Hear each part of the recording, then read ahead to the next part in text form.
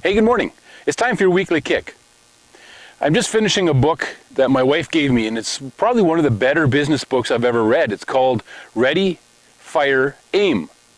We're used to hearing ready, aim, fire in life, but this book is titled Ready, Fire, Aim.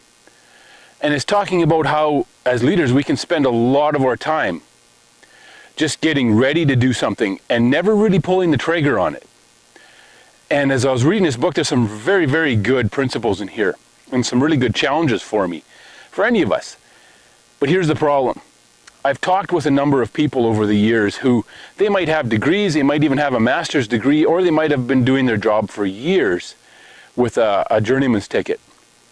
The problem is they've stopped learning. They've stopped growing. And they find a book like this, or they take a single course and they go, I found the solution. Here's the solution. Ready, fire, aim. Well, here's the problem with that. How would you feel if I'm pointing a gun and I'm ready, ready. Well, there's no bullet in here, so it was safe. Ready, fire, aim. Ready, fire, aim. Doesn't always work. In certain situations, that principle works really well. And for the title of this book, it works really well.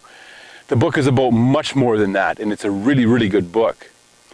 But in real life, if we take just the one principle, like we find on the title of this book, and that I've heard speakers talk about, then we miss the point.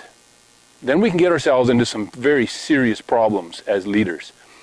This is why it's important that we are continually educating ourselves. Now, I'm not talking about just formal education. A university degree might be fine.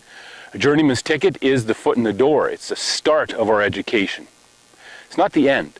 So often we look at our formal education as the end of our education. That's where it stops. I've learned what I've needed to learn. I've got into my profession, and here we go. I've got all it takes. No, we don't. Because that's when we make these kind of mistakes. Somebody comes along and says, hey, here's a principle I want to teach you. And because we're not reading, because we're not listening to people who are challenging us to grow and get better, we think this is a solution. This is the solution. The reality is we need to read widely. And not just about business, not just about our trade, not just about what we're involved in. We need to take time to learn about history, to learn about the things that really happened. The people in business who have made mistakes before that we can learn from. I was looking at some old emails the other day, and I saw an email I had sent to somebody I know who I'd gone to school with him years ago. And he was in a construction trade. Not carpentry, but a different trade in construction.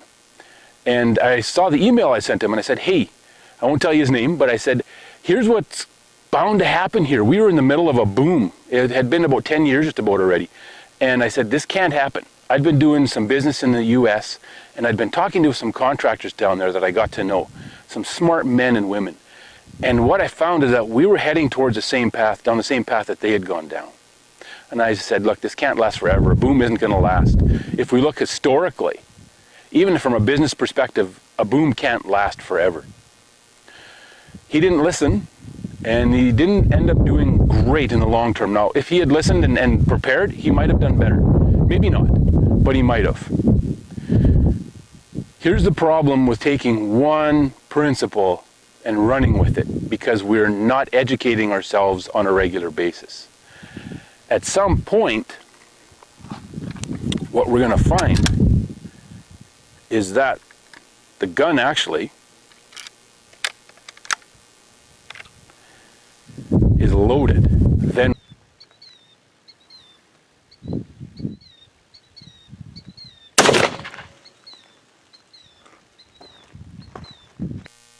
all of a sudden it's loaded.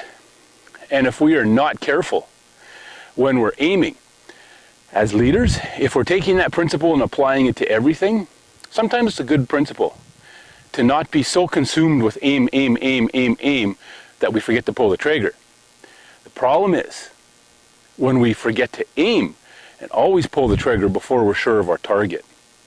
I was very sure of where I was shooting. I'm shooting into the side of a sand hill. It's a high hill. There's nobody beyond it. I checked what was behind the hill. There's nobody for miles. So even if I was off a little bit, I'd have to be off a lot. I was very careful, just in case you're wondering. But I'd have to, if I was off, I still wouldn't hit anybody. I wouldn't damage anybody. I wouldn't harm anyone. As a leader, we need to be careful before we pull the trigger. We need to be aiming, not just pulling the trigger. But this means we need to educate ourselves.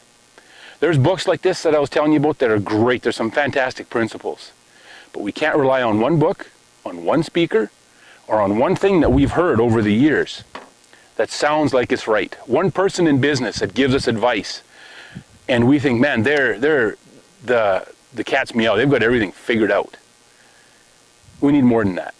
We need to educate ourselves as leaders on an ongoing basis. It can't stop. It can't be, here's my formal education and this is where it ends. No, no, no. We keep growing. Our formal education needs to just be the beginning. And this is why. So, that's my challenge for you. It's kind of the same as last week, and it's going to be the same as what you're going to hear from me regularly. Keep growing, keep learning, and keep educating yourself. It's crucial. And if you get a chance, read the book, Ready, Fire, Aim. It's worth it. It's a really good read. Have a good week. I'll talk to you next week.